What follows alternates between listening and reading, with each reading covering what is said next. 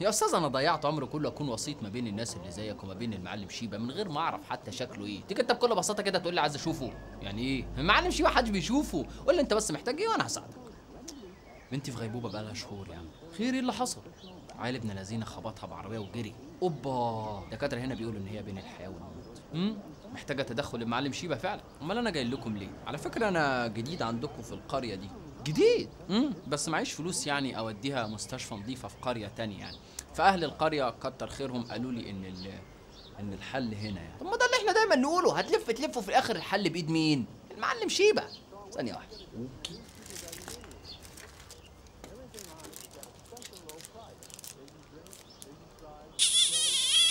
اتفضل يا سيدي. ايه ده حضرتك؟ دي يا سيدي خشبة فيها نانو تكنولوجي بتمكنك من انك تتواصل مع المعلم شيبة وتقول له كل اللي انت عايزه. ايه ده بجد؟ يعني هقدر اكلمه عن طريقة؟ تكلم مين؟ المعلم مش بيكلم حد، انت هتكلم الخشبة. يعني ايه هكلم؟ يعني هو مش هيرد عليا؟ يرد مين يا استاذ؟ المعلم شيبة مش بيرد على حد، انت هتكلم الخشبة. بس صدقني هو هيسمعك. وزارة احباب المعلم شيبة. الو ساعدني يا بيه ساعدني. ايه ده بس في ايه؟ يا بيه انا بقالي 38 سنة بحاول اخلف ومش عارف. نفسي يكون عندي ولد اقول له هات لي الميه يجيبها لي. خلع لي الجزمه يا ولدي خلعها لي. راقب اختك وفتش في تليفونها واعرف بتكلم مين ومش بتكلم مين. يراقب. مسكت الخشبه طيب وطلبت من المعلم يساعدك؟ يو ده انا بقالي 38 سنه بطلب. وتطلب قدهم 100 مره كمان، مالك مستتقلها كده ليه؟ مش مستتقلها ولا حاجه، انا بس كبرت وعمري قرب ينتهي فقلت اتصل لان سمعت يعني انكم من اللي ليهم مكانه عند المعلم شيبه. وبصراحه كده يعني انا كنت عايزك تتوسط لي عنده عشان خاطري ارجوك يا بيه. خلاص طيب ولا يهمك. خلاص طيب ولا يهمك. عايز ولد ولا بنت؟ طيب ولد طبعا، بنتي ونلتين. تمام. متشكر جدا. انا مش عارفه اقول لك ايه بجد، انا جربت كل الادويه اللي قالوا لي عليها، حتى اني جربت قرصه العقرب برضه مفيش حاجه. يا معلم شيبه يا معلم، علشان خاطري انت اسمك ايه؟ منصور يا بيه، منصور، اسمي منصور. يا معلم عشان خاطري خلي منصور يخلف. منصور كل امله في الحياه انه يجيب حته عيل يسليه، حته عيل يونسه، حته عيل يحسسه انه ليه قيمه ولازمه في الحياه. ده حقيقي انا مش عارف انا عايش ليه اصلا. عشان خاطري يا معلم، عشان خاطري. منصور ده راجل طيب جدا ومالوش غيرك. عشان خاطري حته عيل بس المنصور لو سمحت. تمام كده؟ اشكرك اشكرك اشكرك اشكرك. على ايه ولا يهمك. يلا سلام. سلام. كنا بنقول ايه؟ هو معلش هو المعلم شيبه بيعرف يخلي الناس تخلف؟ طبعا المعلم شيبه ده التكنولوجيا اللي عنده متقدمه جدا، عنده اشعه محدش يقدر يشوفها طبعا، فما تحاولش تدور عليها عشان مش هتلاقيها. بتقدر ان هي تاثر على جسم او عقل اي حد بضغطه زرار واحده من عنده. بضغطه زرار ضغطه ممكن عن طريقها انه يرسل اشعه نانو تكنولوجيه تقدر تاثر في جسمك وتخليك تخلف، وبضغطه ممكن يحرمك من الخلفه خالص. واو. امال بضغطه ممكن عن طريقها يقدر يعالج بنتك اللي انت عمال تلف عليها دي ومش لاقي لها علاج، وبضغطه برضه ممكن يموتها لك ويخلص لك عليها. تكنولوجيا بقى. يعني انا دلوقتي هطلب من الخشبه والطلب بتاعي هو هيسمعه؟ يعني انت تقصد كده؟ بالظبط. واو. اوكي. انا عايز بنتي تخف كده. انت بتعمل ايه؟ بطلب. هو لو المعلم شيبه كان واقف قدامك كنت طلبت كده؟ امال كنت هطلب ازاي؟ كنت هتقول له انا عايز بنتي تخف؟ ايه اللي فيها؟ ليه شغال هو عندك ولا ايه؟ يا استاذ كلم الخشبه كانك بتكلم المعلم شيبه، كان المعلم شيبه واقف قدامك باين له قد ايه انك محتاجه وانك من غيره ولا تسوى. اتفضل. حاضر اوكي.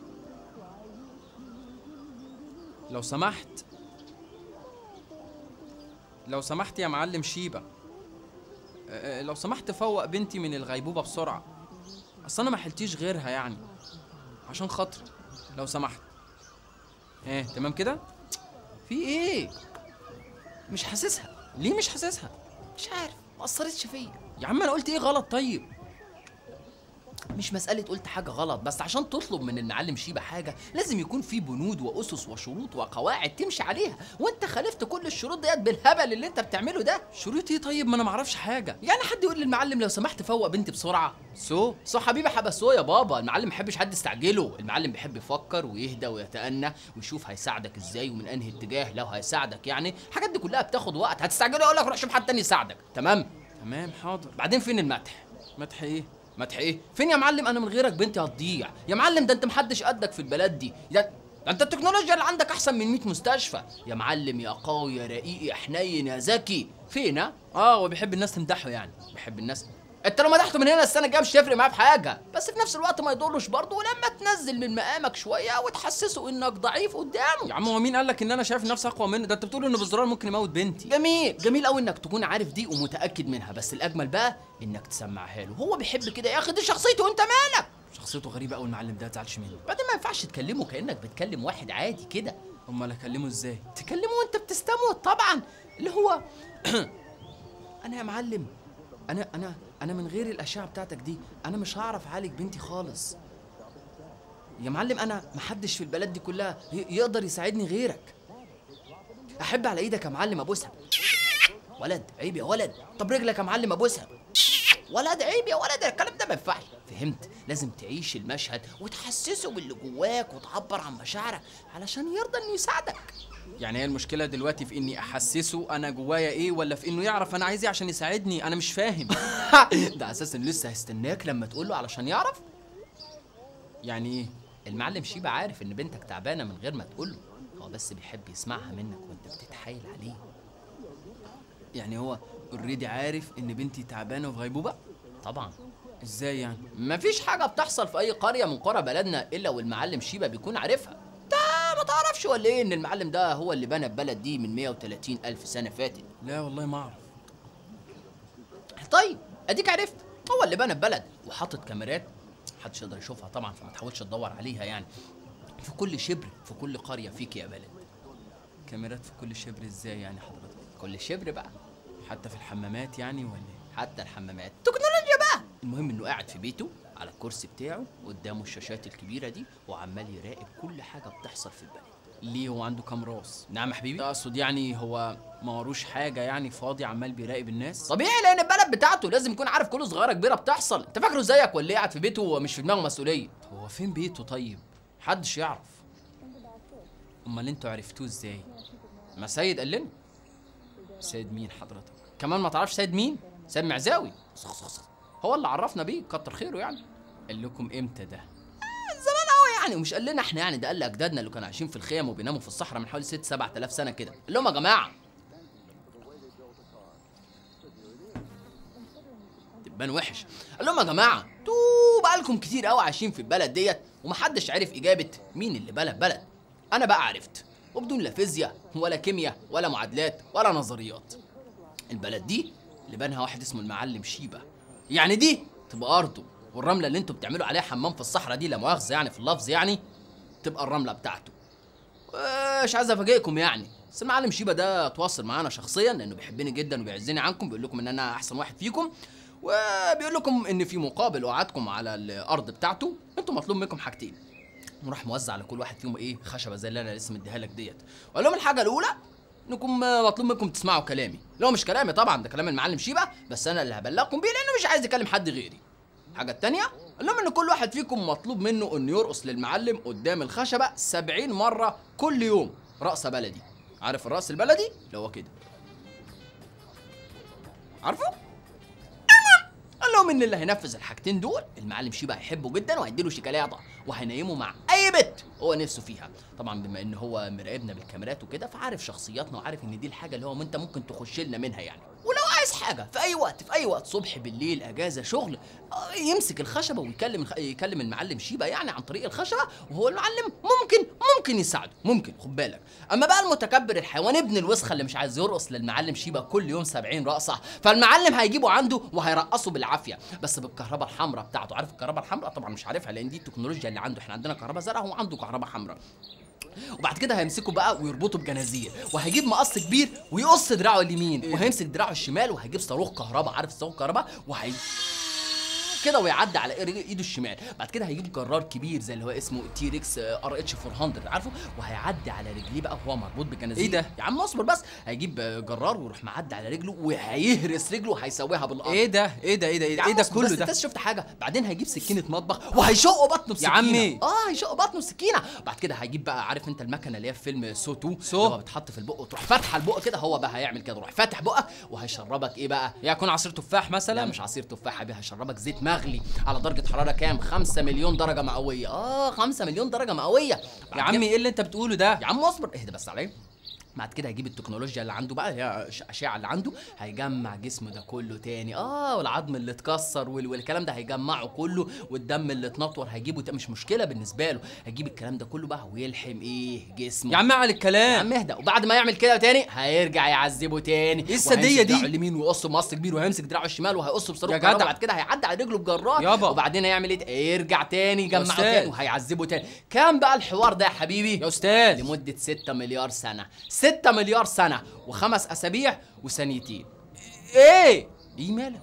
انت بتقول ايه؟ بشرح لك علميا البلد دي اتبنت ازاي. انت مالكش في العلم ولا ايه؟ ماليش. ليه التعذيب ده كله؟ عشان قاعد في أرض المعلم شيبة مش عايز ترقص له.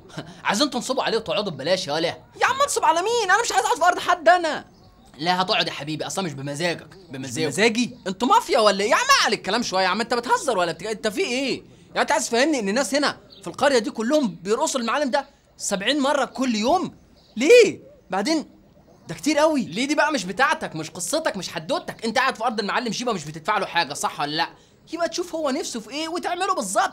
قال لك ارقص لي ترقص لي، قال لك وطي توطي، قال لك اقتل فلان تقتله عادي خالص، قال لك هو ممكن يطلب مني ان انا اقتل؟ انا مش قاتل يعني. بعد كده لو عايز يموت حد ما يموته بنفسه. مش انت بتقول معاه زرار ممكن يدوس عليه يموت اي حد؟ عادي ممكن يكون مكسل يدوس على الزرار، انت مالك؟ ده صاحب الارض، انت تنفذ وخلاص. اسئلتك غريبه. بعدين من ناحيه ال70 رقصه كل يوم فدي كان عندك حق فيها يعني. 70 رقصه كانوا كتير، بس الكلام ده كان زمان يعني. الدنيا اتغيرت دلوقتي وبقى 30 رقصه بس. اتغيرت ازاي يعني؟ مين اللي غيرها؟ اجدادنا يا سيدي يلعن ابو الدبان. يا قرف يا اخي، الدبان ده مقرف.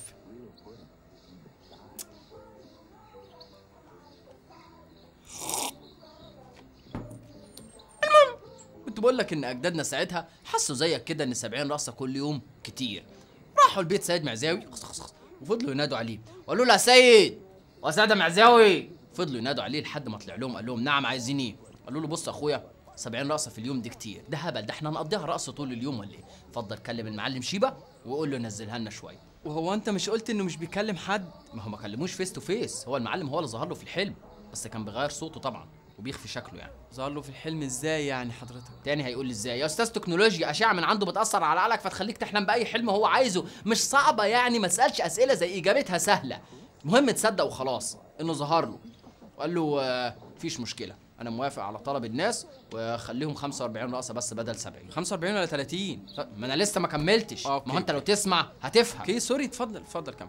مهم فطلع لاهل القريه وقال لهم انا كلمت المعلم شيبة والمعلم شيبة بيقول لكم يا شويه عبيد يا اللي انا معايشكم على الارض ببلاش موافق على الطلب بتاعكم واخليهم 45 بس بدل 70.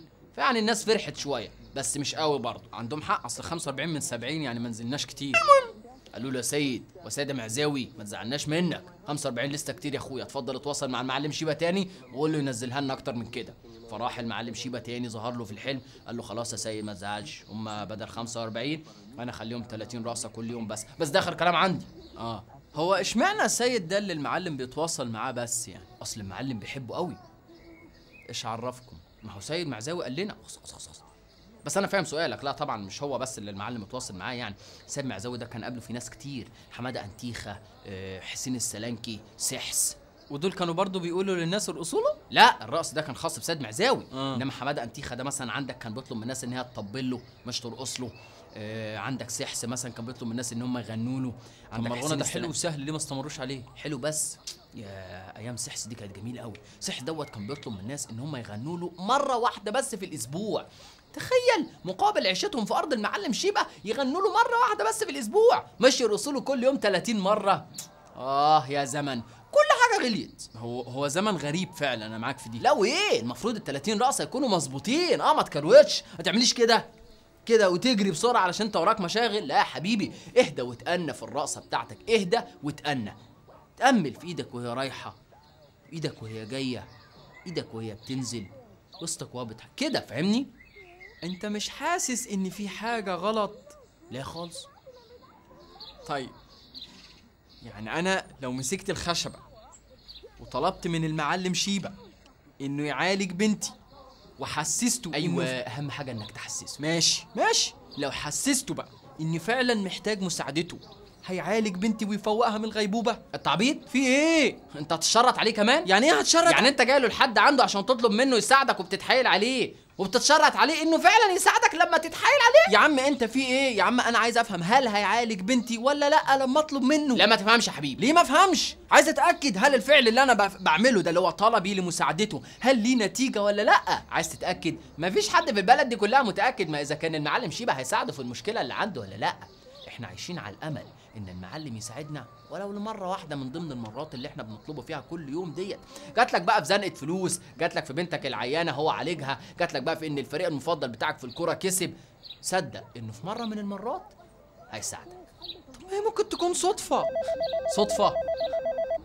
زارت احباب المعلم شيبة. الو ازيك يا عم، واخبار حضرتك ايه؟ ايوه حبيبي امرني. لو سمعت يا عم، انا كان عندي امتحان حساب يعني، وكنت عايزك تتوسط لي عند المعلم عشان يساعدني انجح. عينيا اهم حاجه طلبت من المعلم انه يساعدك. انا طول الليل قاعد قدام الخشبه. جميل قوي، شفت الناس. طب ما تذاكر يا ابني وانت هتنجح. هو مين حضرتك؟ ماشي، ما انا ذاكرت يا عمو، بس انا كنت عايز اضمن الدرجه. ما هو انت لو ذاكرت وكتبت اجابه صح اكيد هتاخد درجه على قد اجابتك، فمش هتحتاج انك تطلب من حد انه يساعدك. ايه؟ سيبك منه يا حبيبي، ده متشكك، مش مقتنع ان المعلم شيبة بيسمعنا.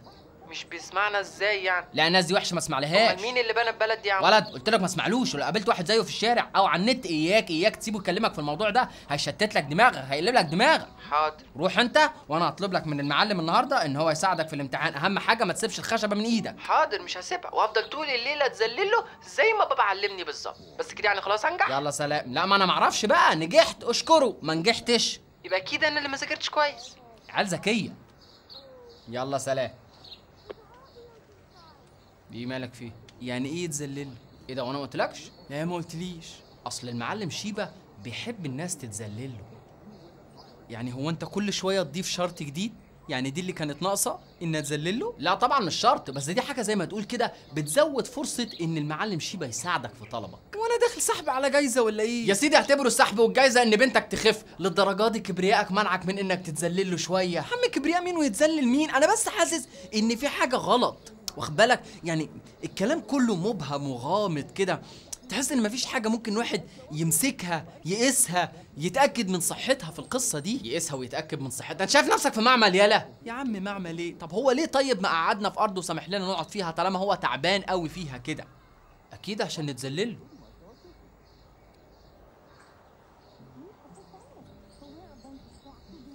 روح امسك الخشبه واقفل عليك باب اوضتك وتذلل المعلم شيبة شويه، مش هتخسر حاجه. يعني ايه مش هخسر حاجه؟ ما انا مش هخسر حاجه لو عملت حاجات كتير قوي في حياتي. انا مش هخسر حاجه لو صحيت كل يوم من النوم ابص كده في الحيطه 46 ثانيه 47 ثانيه، مش هخسر حاجه. بس ليه اعمل كده؟ فين الهدف؟ هتخسر ايه؟ بنتك بتموت وانت قاعد عمال تفكر وتحلل، انت عبيط يالا. طب هتذلله قد ايه طيب؟ ولا كم مره يعني؟ انت كمان هتعد وراه؟ ايه يا عم في ايه؟ انا بس عايز اعرف لحد امتى المفروض اتذلله، ايه الصعب فيها دي؟ اياك تمل من انك تفضل تتذلله وتلح عليه. المعلم لو كان عايز يعالج بنتك كان بوم تك بحه اتعالجت، بوم تك بحه ايه؟ اتعالجت، سهله بالنسبه له. بس زي ما قلت لك هو بيحب يشوف الناس اللي عايشين على ارضه وهم بيتمسكنوا له، بيحب يشوف الناس وهم بيقولوا له احنا من غير مساعدتك ولا نسوه، احنا ضعاف قوي من غيرك يا معلم. ويا سلام يا سلام لو عيطت له، اصله بيحب قوي منظر عياط الواحد وهو بيتذلل له علشان يرضى يعيش له بنته اللي مالوش غيرها في الدنيا. انت بتهزر، انت بتهزر، انتوا بتهزروا، دي كاميرا خفيه يا عم. فين الكاميرا يا عم؟ ده انا كنت هصدقك. ههزر معاك ليه؟ انا بتكلم جد. بتتكلم جد؟ ايوه بتكلم جد. المعلم شيبة ليه مقوله مشهوره جدا بس انت اللي جاهل. انت اللي عالم، انا جاهل. انت اللي عالم فعلا. طبعا عالم ومعاه شهاده من جامعه احباب المعلم شيبة، ارقى جامعه في هذا العلم، بتقول انه دكتور في العلم ده. هو بقى في علم للهبل؟ هبل وزاره احباب المعلم شيبه. الو لو سمحت انا كنت عايز اسال سؤال يعني لحضرتك، يعني هل يحق للمرأة لا، ما أن يحقش. ما يحقش يعني. ما يحق، مش مرأة يبقى لا يحق. مش قلت لك انا؟ متشكر جدا يا بيه. يلا اتفضلي يلا وترمي على السرير يلا. قال لك حريه جسمي يعني. انت جبت الكلام ده منين؟ 21 سنة من حياتي، 21 سنة من حياتي بتخصص في العلم ده، بدرس صفات المعلم شيبة، بحفظ هو بيحب ايه ومش بيحب ايه اللي بيفرحه وايه اللي بينكد عليه عيشته، هل بيحب البناطيل بتاعت الستات اكتر ولا بيحب العبايات، بيحبها طويلة ولا قصيرة، سودة وملزقة ولا واسعة ومرحرحة، مطرزة ولا سادة. فكرتني، ده لسه ملسوع مراتي ده كان نهار علقه علشان ما رضيش تلبس على مزاج المعلم. عايز تفهمني ان بعد العمر ده كله ضيعت حياتي على حاجه غلط؟ طب والحاجات اللي حفظتها انت عايزني اموت من الانتحار ولا ايه؟ قول لي لو عايزني قول لي. انت ضربت مراتك عشان ما رضيتش تلبس على مزاج المعلم شيبه؟ يا عم بس ضرب خفيف يعني ما تقلقش، يا دوب كام لسعه قلم بس كده على وشها عشان تتظبط بس مش اكتر. اصلا ما كانتش عايزه تنام معايا. امال انا متجوزها ليه؟ بس ما تقلقش، سيد معزاوي مصرح لنا بكده. صرح لكم تضربوا مراتاتكم؟ ايوه قال لنا مسموح لكم تضربوهم بس بشرط، عشان ما تفتكرش اننا همجيين ولا حاجه، بشرط ان الضرب ما يعلمش في الجسم. منهج منظم لنا حياتنا، قانون ماشيين عليه. عندك انت سيد معزاوي في حياتك بيقول لك تضرب مين وما تضربش مين، نط على مين وما تنطش على مين؟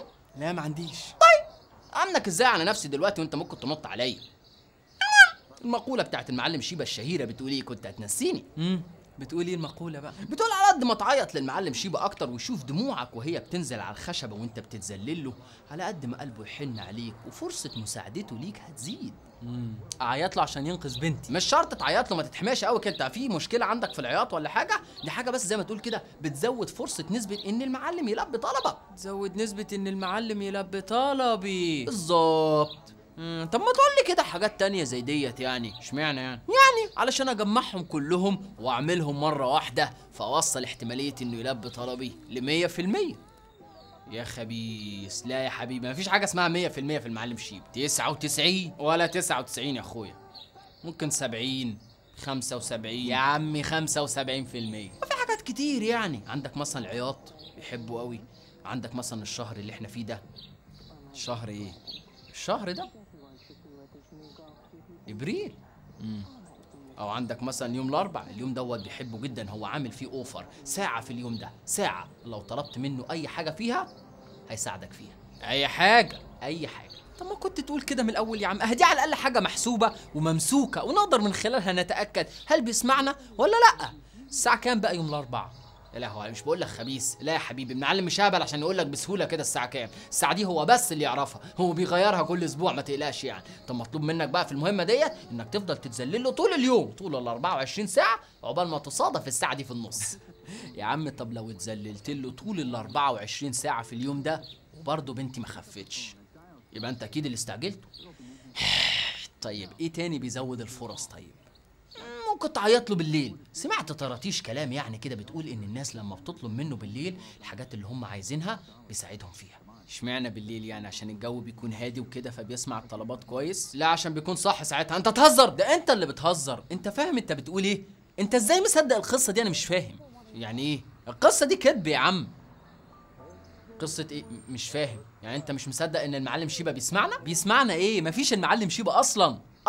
اصلا امال مين اللي بنى بلد دي؟ وانا ايش عرف امي يا عم؟ وبعد كده ايه العلاقه ما بين كيفيه بنائها وبين ان اللي بناها دوت هيرضى يساعدك لما ترقص له، ولما رقصتلوش هيكهربك ويقص ايدك الشمال بصاروخ كهرباء يعدي عليك بالجر. انتوا مضحوك عليكم فشخ.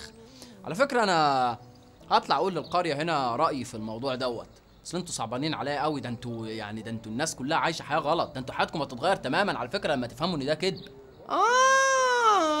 قول كده بقى، انت جاي عشان تهدم المجتمع وعايز الناس تفسد وما يكونش عندهم اخلاق. انا قلت كده. نعم. انا قلت كده من الاول. اصل دخلتك